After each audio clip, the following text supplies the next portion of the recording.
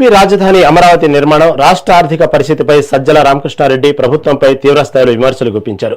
అమరావతి పేరు చెప్పి ఎంతైనా దోచుకోవచ్చనే ఉద్దేశంతోనే సీఎం చంద్రబాబు అవినీతి స్కామ్లకు బ్లూ ప్రింట్ తయారు చేసుకున్నారని ఆరోపించారు.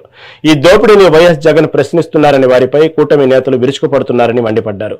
రాజధానికి అమరావతి నేల ఏమాత్రం పనికిరాదని, రూపాయి ఖర్చు పెట్టాల్సిన చోట 10 రూపాయలు వృధా చేస్తున్నారని విమర్శించారు.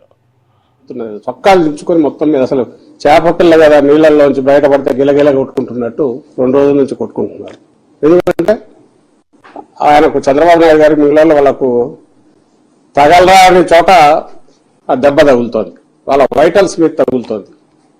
క్లియర్గా అదే కనపడుతుంది.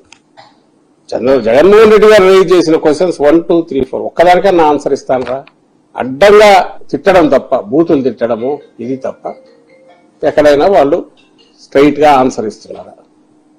సో క్లారిటీ, మాట మార్చట్లేదు. క్లారిటీతో జగన్మోహన్ రెడ్డి గారు చెప్పారు, కన్సిస్టెన్సీ ఉంది. రెండవది ఎవరన్నా అడిగితే మరి ఆ రోజు వైజాగ్ అన్నారు, ఈ రోజు ఇది ఎందుకు అన్నారు? అది ముందు నుంచి చెప్తూనే ఉన్నాం. రాజధాని ఇక్కడ ఉండాలి, ఎందుకంటే ఆల్రెడీ మొదలు పెట్టారు, ఆల్రెడీ కన్స్ట్రక్ట్ అయిన ఇవి ఉన్నాయి. సో ఇక్కడ ఉండాలి. అలాగే ప్రజల ఆకాంక్ష, హిస్టారికల్ గా ఇండిపెండెన్స్ ముందు నుంచి ఉన్న ఆకాంక్ష, రాయలసీమకు కొంత, ఉత్తరాంధ్రకు కొంత.